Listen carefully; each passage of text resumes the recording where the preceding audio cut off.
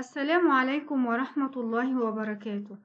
Bienvenue dans cette nouvelle vidéo. On va continuer les caractéristiques de lettres et on continue le lettre à trait distinctif n'ayant pas d'opposé. On commence par la caractéristique al-inhiraf.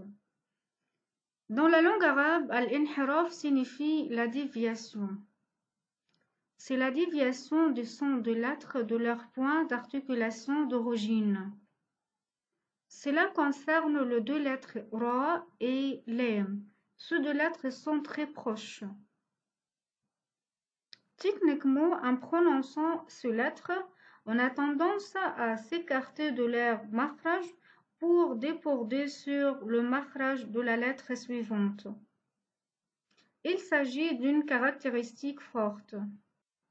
La caractéristique suivante, c'est at-takrir. At-takrir signifie en français la vibration.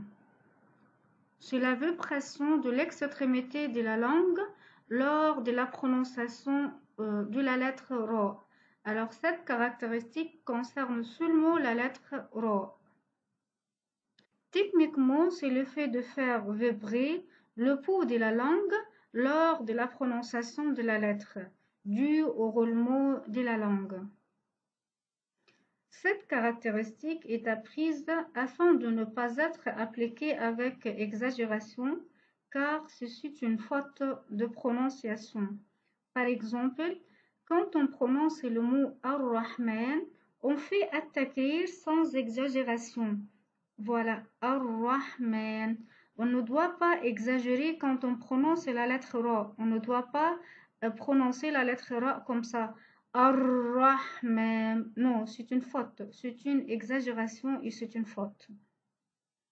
Il s'agit d'une caractéristique forte. La caractéristique suivante, c'est at-tafashi. Dans la langue arabe, at-tafashi signifie la propagation. C'est la propagation de l'air dans la bouche lors de la prononciation de la lettre. Cela concerne la lettre shin. Alors, at-tafashi concerne seulement la lettre shin.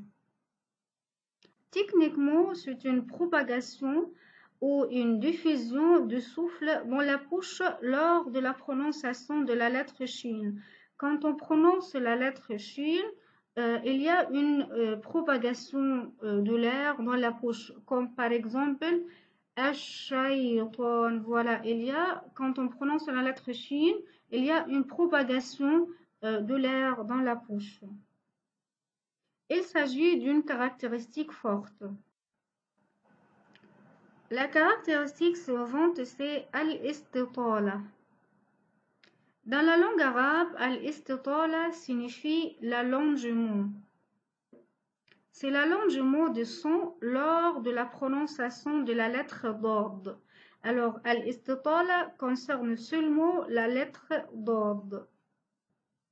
Techniquement, c'est une extension de la lettre dad qui s'étend jusqu'à arriver au makhraj de la lettre lam. Il s'agit d'une caractéristique faible. Maintenant, nous avons fini toutes les caractéristiques de lettres. Voilà un schéma récapitulatif de caractéristiques de lettres arabes. Vous pouvez arrêter la vidéo et regarder ce schéma. À la fin de cette vidéo, je vous remercie et à la prochaine, Inch'Allah.